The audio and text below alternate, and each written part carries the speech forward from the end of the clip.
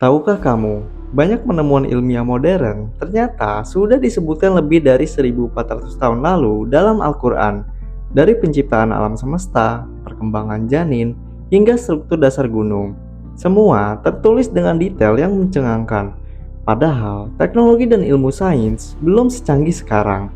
Apakah ini kebetulan atau bukti bahwa Al-Quran memang datang dari Sang Pencipta? Mari kita bahas 5 fenomena ilmiah menakjubkan yang ternyata sudah ada di dalam Al-Quran. Asal-usul alam semesta. Teori Big Bang adalah salah satu teori paling kuat tentang asal mula alam semesta. Menurut sains, alam semesta ini dulunya satu kesatuan, lalu meledak dan mengembang. Tapi, tahukah kamu, dalam Al-Quran, hal ini sudah disebutkan jauh sebelum para ilmuwan mengetahuinya. Seperti di surat Al-Anbiya ayat 30. Dan apakah orang-orang kafir tidak mengetahui bahwasannya langit dan bumi itu keduanya dahulu adalah suatu yang padu, kemudian kami pisahkan antara keduanya.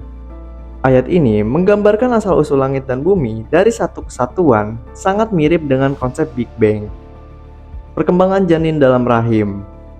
Ilmu embriologi baru berkembang pesat di abad ke-20. Tapi, Al-Quran sudah menjelaskan tahapan penciptaan manusia sejak ratusan tahun lalu sebelum adanya alat USG dan mikroskop. Seperti di surat Al-Mu'minun ayat 12-14. Dan sesungguhnya kami telah menciptakan manusia dari saripati tanah. Kemudian kami menjadikan air mani yang disimpan dalam tempat yang kokoh. Lalu, air mani itu kami jadikan segumpal darah. Kemudian, segumpal darah itu kami jadikan segumpal daging. Prof. Kate Elmore, seorang pakar embriologi terkenal dari Kanada, mengatakan bahwa deskripsi Al-Quran tentang tahapan perkembangan janin sangat akurat jika dibandingkan dengan ilmu modern. Lautan yang tidak bercampur. Kalau kamu pernah melihat video dua lautan yang bertemu tapi tidak bisa bercampur, itu bukan editan.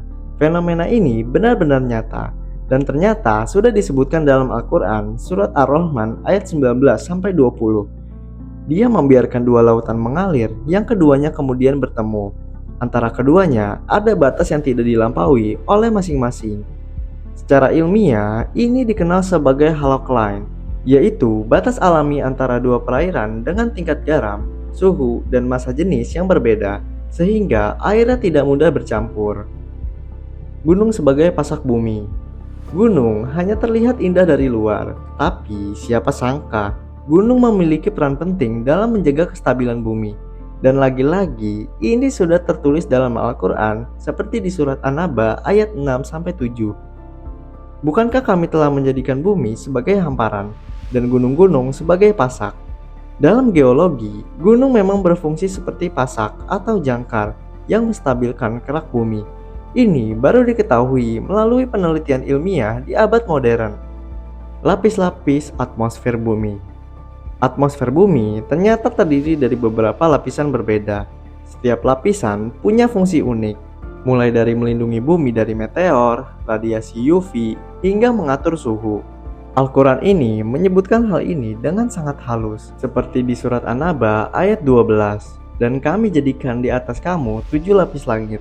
Dalam tafsir banyak ulama, 7 lapis langit merujuk pada struktur langit atau atmosfer bumi yang terdiri dari lapisan-lapisan seperti troposfer, stratosfer, mesosfer, termosfer, eksosfer, ionosfer, dan magnetosfer.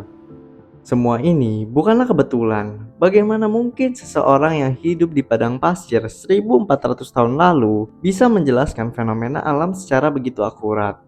Itulah bukti bahwa Al-Quran bukan sekedar kitab biasa, melainkan wahyu dari Sang Pencipta. Dan sampai hari ini, sains terus mengejar apa yang sudah lebih dulu disampaikan dalam ayat-ayat Al-Quran. Mari kita bukan hanya membacanya, tapi juga memahaminya.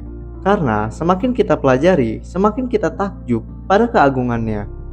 Fenomena-fenomena luar biasa yang kita bisa bahas tadi, dari asal-usul alam semesta, perkembangan janin, laut yang tidak bisa bercampur, gunung sebagai pasak, hingga lapisan atmosfer.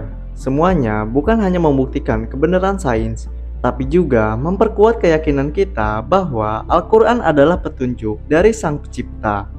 Bayangkan saja, 1400 tahun lalu, tidak ada teleskop, tidak ada mikroskop, tidak ada komputer. Tapi, Al-Quran sudah menjelaskan semua itu dengan bahasa yang begitu dalam dan akurat. Bukan dari manusia, tapi dari Allah, Tuhan seluruh alam. Semakin kita membaca, semakin kita belajar, semakin dalam pula kekaguman kita pada ayat-ayatnya.